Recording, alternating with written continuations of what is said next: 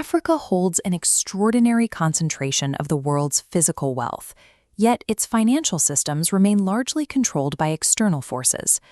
Look at the sheer scale of the reserves beneath the soil, where a massive percentage of the global supply of strategic minerals originates. Under the traditional extractive model, these raw materials are physically mined and exported. The land is depleted to generate short-term revenue. But that physical wealth does not translate into domestic monetary control. Regional economies remain dependent on fiat currencies, like the CFA franc, whose value and liquidity are tied to foreign reserves and foreign exchange markets. This dynamic creates a structural trap. To access necessary liquidity, resource-rich nations borrow external fiat. They take on foreign-denominated debt, subject to the strict conditions of global lending institutions and external credit rating agencies. As long as a nation must physically dig up and sell its foundational assets to acquire foreign liquidity, true financial independence is mathematically impossible. The wealth leaves, and the debt remains. Sovereignomics proposes a different structure, anchored in the non-sale doctrine. This establishes a strict rule. Sovereign assets must not be liquidated for short-term gain.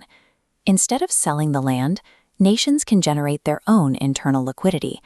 By structuring financial instruments, like asset bonds, against verified natural assets, a country mobilizes capital while the physical resources remain untouched. At the macroeconomic level, this operates through resource-backed central bank money. The verified assets form a collective central vault, which then safely issues a sovereign digital currency backed by real, measured wealth. Strict mathematical discipline limits the volume of this currency. The money supply is capped at a specific multiple of the verified reserves, tying monetary growth directly to physical wealth rather than political promises. Shifting from a fiat debt economy to a sovereign creditor economy carries massive systemic risk. This transition cannot rely on the shifting discretion of political leaders. Securing this system requires a permanent, hard-coded institutional architecture. This is the Sovengine, a 12-pillar matrix designed to protect, structure, and deploy sovereign wealth. Building this closed-loop economy begins at the legal bedrock. The foundation is the Sovereignomics Constitutional Council, or SSC. The SSC exists to enforce Keepwealth law. This establishes rigid, non-negotiable legal limits on how much of an asset can be collateralized, protecting the nation's foundational wealth from reckless leverage. Beside it sits the Continental Legal Treaty Authority. This body harmonizes these asset protection treaties across all member states, ensuring a unified legal shield. With the legal base secure, the system requires accurate asset measurement. The Africa Green Rating Authority enters here to conduct true valuing, assigning independent ratings to natural capital based on its long-term ecological and strategic worth. The Africa Continental Guarantee and Insurance Corporation then shields these valuations from climate shocks and market volatility, providing institutional risk mitigation. By establishing these mathematical constraints and independent valuation layers first, the system builds a structural barrier against discretionary political shifts and external interference. The fuel for this architecture comes directly from intact ecological and natural reserves, such as untouched forest canopies and freshwater systems. These verified natural assets are pooled across nations into the Africa Continental Wealth Fund. This vault acts as the custodian of the continent's intergenerational wealth, diversifying risk by aggregating resources. Next, the Africa Securities and Capital Markets Authority takes these pooled assets and translates them into financial capacity. It standardizes the data into tradable units. This allows for the creation of asset bonds. Unlike conventional sovereign debt, which relies on uncertain future tax revenues, these bonds are directly anchored by the verified physical assets held in the wealth fund. Only a strictly limited portion of the total wealth is ever leveraged. The conservative collateralization ratio ensures the vast majority of the asset base remains securely preserved for future generations. Together, these institutions act as an internal trap for sovereign value. They secure wealth continentally, ensuring it cannot be seized, liquidated, or dictated by creditors. This brings us to the monetary apex, the African Central Bank. The ACB issues the Pan-African currency. It anchors its monetary policy strictly to the underlying asset pool, ensuring liquidity expansion is always proportionate to verified sovereign wealth. Beside it, the African Monetary Fund acts as a macroeconomic shield. Serving as the lender of last resort, it pools reserves to stabilize member economies and absorb external financial shocks. Finally, the liquidity generated is deployed through two development engines, the African Investment Bank and the African Development Bank.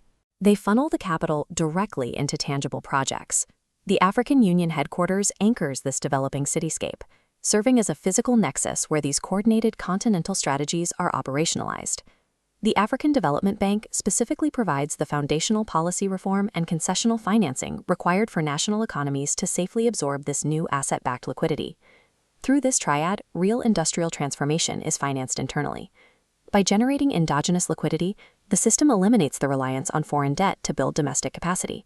For this currency and these asset bonds to function, they require an independent nervous system for circulation. The matrix needs arteries.